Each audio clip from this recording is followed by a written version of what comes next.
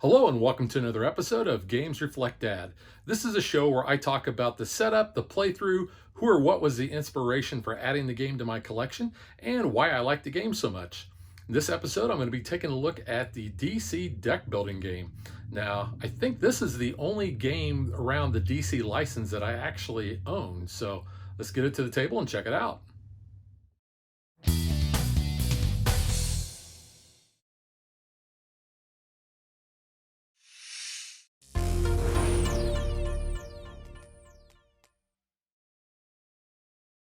The first thing you're going to do as part of setup is you are going to get a superhero. Now you can do this a number of ways. The book actually says to shuffle up the deck of superheroes and deal one out to each player, or you can pick your favorite, however you want to do it. But our superheroes that we have available are Cyborg, Aquaman, The Flash, Wonder Woman, Green Lantern, Superman, and Batman. And each of the superheroes has something on their main card that kind of gives them an ongoing effect. So you can see Batman says +1 power for each equipment you play during your turn. After you pick that hero, you're just going to place them in front of you. I'm going to pick Green Lantern because he was always a personal favorite of mine. Next, you're going to get your starting deck, and that is going to consist of 3 vulnerability cards, which do absolutely nothing except clog your deck, and 7 punch cards. And the punch cards are going to give you +1 power. Now, you're going to be using that power in order to basically defeat villains or buy other cards from the lineup. We're going to create a supervillain deck, and you can see we have all different kinds: Brainiac, Anti-Monitor, Sinestro, Lex Luthor, Black Manta, Darkseid, Deathstroke, the Joker, and a few others. Captain Cold, he's one of my favorites. But Ra's al Ghul is always going to be starting on top of that. So what we're going to do is we are going to shuffle these up, and then we are going to basically create a deck with 7 cards. So we'll have 4 left over, and those are going to be returned to the box. And then Ra's al Ghul will be placed on top of that deck, and you just place it somewhere on the table like that. We're going to create a lineup of 5 cards, and we're going to be shuffling up this big deck here and dealing 5 cards out here. Now, there's different types. There is a villain, equipment, hero, superpower, and location. So a villain is just somebody who's going to come out, and we're going to fight them. You'll see the cost down here in order to fight, so we would need 4 power. And then this is going to go into our discard pile, and we'll draw that up into our hand on a later turn. When we play that card, it's going to give us +2 power, and then we also have an attack. So it says each foe chooses and discards a card. Next, we have equipment, and you can see the Lasso of Truth. It's going to give us +1 power. This is going to be a defense card. So like you saw, that villain has an attack. If you have a defense card, you can play that to basically block and negate that attack. This says you may discard this card to avoid an attack, and if you do, draw a card. Our hero card says if you play or have played a superpower or equipment this turn, you get +3 power. Otherwise, it's going to be +1 power. And these are going to be different for the different types of heroes you're going to get. Our super strength here gives us +5 power, but you can see it's kind of hefty. It's going to cost 7 in order to get that. Finally, our last card type is a location. And when you get this card, you're going to put it in your discard pile like any other card. However, when you play this, then it's going to go in front of you, and it's going to stay there until you have a card effect that makes you discard it.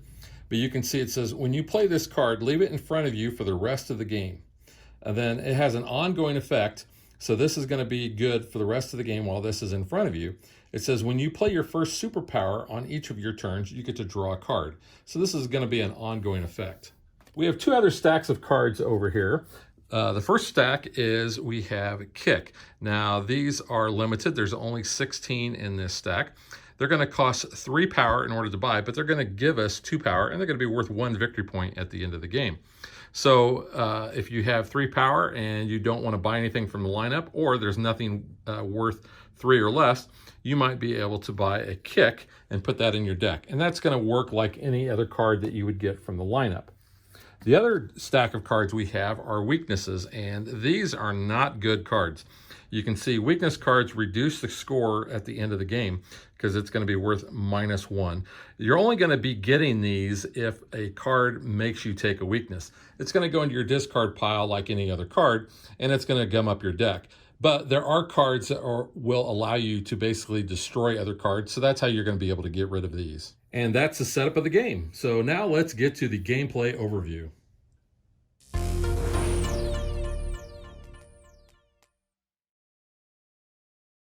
Each player is going to take their deck of 10 cards, they're going to shuffle them up, and then they're going to draw 5 cards as their starting hand. Now on your turn, you're going to play all the cards from your hand, and if there is certain text on the cards, you're going to want to play those in order and resolve the text as you play those cards. So looking at this, I've got 3 punches and 2 vulnerabilities. Now each punch is going to give me +1 power, but the vulnerabilities don't do anything for me. They essentially clog up my deck. So with 3 power, I'm looking at the lineup here, and I can either buy the Lasso of Truth because it's a 2, or I can recruit this hero, this high-tech hero, because it is 3. Or I could also buy a Kick, but I cannot defeat Bane because he costs 4 power. I cannot get the Super Strength because that's a 7, and I cannot get the Location, which is 5. So let's say I decide I want to buy the Lasso of Truth. That is going to go into my discard pile along with all of these cards that I've played. And I'll just set that over to the side. And then I will draw back up to a hand size of 5. At the end of my turn, I look to see if there are any blank spaces in the lineup, or if the supervillain has been defeated and I need to flip a new one over. Obviously, I can't do that yet, so I will flip and fill the lineup. And now I get Nth Metal, which is equipment, and it's going to cost 3. You're going to keep taking turns until this deck of supervillains runs out.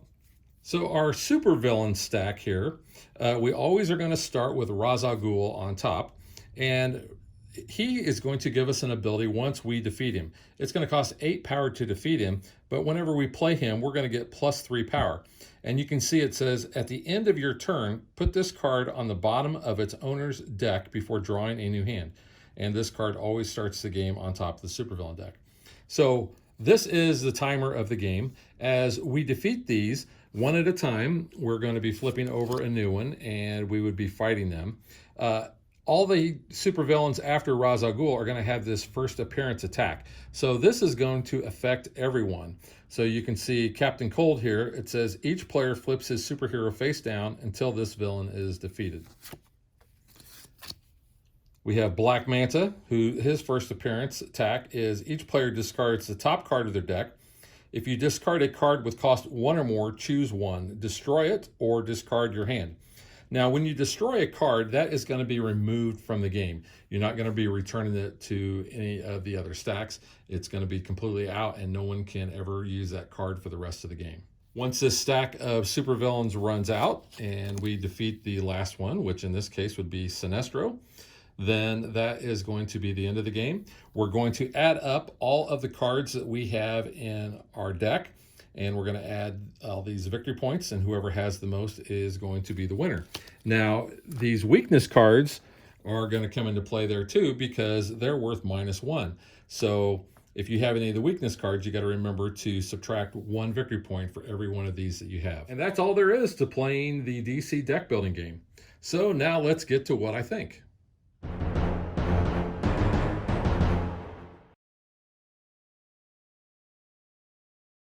Now, we've covered the Teen Titans edition of this on the channel before, and I really didn't know anything about those characters. Megan knew a little bit, but this is basically the characters that I grew up with. Saturday morning cartoons, watching the Super Friends.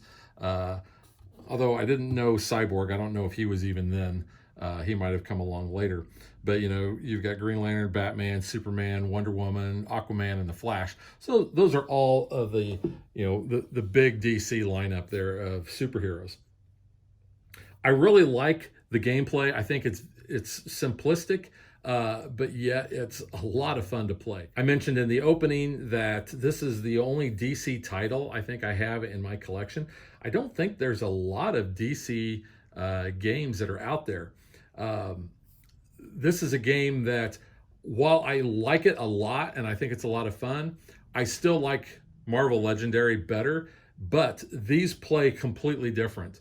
I like how this is different, so that when I want that different flavor of a deck builder, I can go to this. There's also different versions of this. In fact, last night I just played the Lord of the Rings version, which plays identically. And that's a lot of fun too. So it depends really, are you a fan of Lord of the Rings? Are you a fan of the DC superheroes? Are you a fan of both? You could get both if you wanted. But I like the gameplay of this a lot. I think it's accessible. There's not really a lot of reading you have to do. Some of the locations and some of the villains have a lot more text on them, but some of these are very basic, +1 power, and here's an ability that you get. Plus, you have a whole stack of these cards, so your lineups are going to be different every game. However you plan to, your strategy for that may change from game to game. I like the artwork on the cards. I think it's really cool. In fact, looking at Green Lantern, I think that looks pretty sharp. But all of the other cards, I don't know if this is all original art or not, but like you can look at some of these other cards, there's Cheetah. So we got, several different villains that are going to come out. You have the superpowers, there's super speed, there's, bulletproof. So this also has a defense on there. You've got different locations. There's the Batcave, there's Harvey Two-Face, there's Suicide Squad, Harley Quinn, there's another Bane. So you're going to have multiples of those. X-ray vision. And I know some people like to go for the superpowers that align to the superhero that they have. So like if you're playing with Superman, you might go with, want to go with heat vision and X-ray vision and, that sort of thing. There's Man of Steel, so you have a lot of these different cards. But I think the art is really cool on these. I'm not familiar enough with DC, at least modern DC, as I am with Marvel cards. But I think the art on this looks really good. It looks really cool too with the bat signal. There's a good shot of the Joker. He's kind of crazy. The only art that I don't like is I don't like this weakness card, which I'm assuming is the Joker's mouth. It's all nasty. And maybe they went that way because weaknesses are such a bad thing that when you see that, it's just kind of repulsive. But the cards do not have a linen finish. They do have kind of a slick finish, but they're good.